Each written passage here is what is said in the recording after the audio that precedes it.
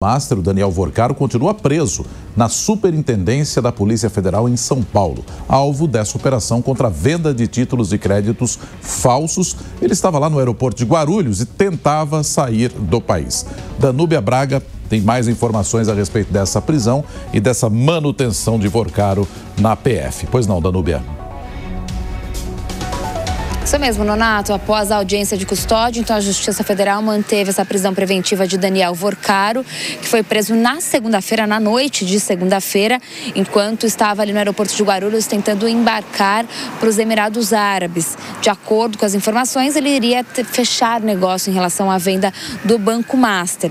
Agora a gente tem uma expectativa da defesa enviar um habeas corpus pedindo a soltura de Daniel Vorcaro, a expectativa para essa quarta-feira. Então, a gente continua ao vivo aqui em frente da Superintendência da Polícia Federal, local onde então Daniel Vorcaro, dono do Banco Master, passou a noite de ontem. Além disso, a gente também tem que Augusto Lima, sócio de Daniel Vorcaro, também foi detido na terça-feira durante a Operação Compliance Zero. A audiência de custódia foi ontem à tarde, durou cerca de 1 hora. A gente também tem informações da própria assessoria de Daniel Vorcaro, dizendo que no mesmo momento em que aconteceu a operação, os advogados já se colocaram ali à disposição para cooperar com as autoridades, tanto com informações, participação de audiência, inclusive com a presença do próprio Daniel Vorcaro. Então, a expectativa toda gira em torno desse pedido de habeas corpus, e pedido de soltura de Daniel Vorcaro. A gente vai seguir acompanhando durante todo o dia essa expectativa, tentando ainda contato com a defesa do banqueiro. E a gente tem, resumidamente, um balanço da Operação Compliance Zero, que foram 4 prisões preventivas, 2 temporárias, 6 ao todo, uma ordem de bloqueio de mais de 12 bilhões de reais, encontrado dinheiro em espécie na casa de Daniel Vorcaro, aproximadamente 1.600.000 reais. Então, um assunto ainda que deve ser bem importante para essa quarta-feira, e a gente vai seguir aqui em frente, então, a Superintendência da Polícia Federal em São Paulo, local onde segue preso preventivamente Daniel Vorcaro, dono do Banco Master. Volto com vocês no estúdio.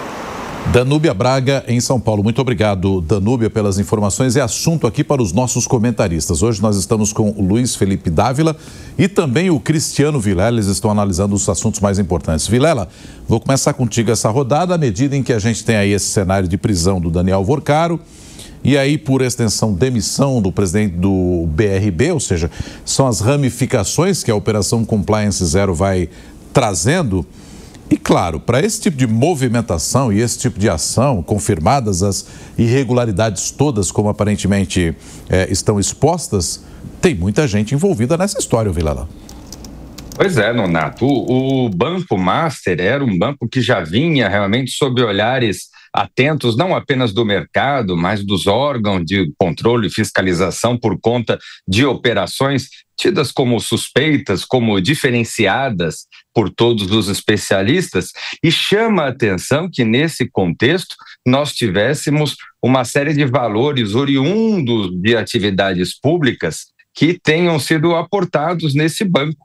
Então, nós temos tantas situações envolvendo a valores do próprio BRB, a negociação polêmica junto ao BRB, que será objeto de uma apuração mais detida agora, como especialmente em outros casos, fundos de previdência, autarquias, outros órgãos dos governos, das diversas alçadas dos governos estaduais e municipais que tinham recursos envolvidos no Banco Master, o que pode redundar eventualmente numa responsabilização dos agentes públicos que possam, caso não tenham justificativas robustas, efetivas e instrumentos probatórios nesse sentido, poderão ser objeto de investigação do porquê, do real motivo de aportar dinheiro público num banco realmente absolutamente polêmico e sobre o qual já pairava grandes dúvidas sobre a possibilidade de honrar seus compromissos. Dávila, foi encontrado dinheiro em espécie na casa de Daniel Vorcaro, na casa aí de R$1.600.000. Mas aí a gente não está falando só de dinheiro, a gente está falando de imóveis, carros de luxo, festas, enfim, luxuosas também, milionárias.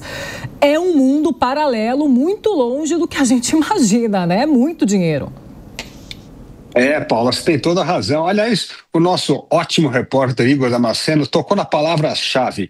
O grande ativo do Banco Master era a camaradagem. Camaradagem principalmente com políticos. E aí precisava muitas festas, jatinhos, porque era esta relação com o poder público que fazia com que o Banco Master conseguia coisas que pouca gente conseguia. Por exemplo, os precatórios, receber dinheiro parte dos precatórios. Então era um banco da camaradagem. Por isso, há muitas perguntas a serem respondidas nas próximas semanas. E precisamos de uma investigação séria desta rede de camaradagem com políticos de peso pesado e, inclusive, saber algumas respostas que o Banco Central ainda não deu. Primeiro, por que demorou tanto tempo para o Banco Central agir, quando o Banco Central viu que essas movimentações não condiziam com o que nós chamamos da lisura que o sistema financeiro merece? Segundo, por que demorou tanto para intervir e liquidar esse banco que já tinha a cara de ser um banco da camaradagem? Por isso, muitas perguntas a serem respondidas. Agora, as conexões de Vorcaro entrarão em campo para evitar que vaze todas essas ligações e ramificações com o poder público, porque pode esbarrar em muita gente do poder público.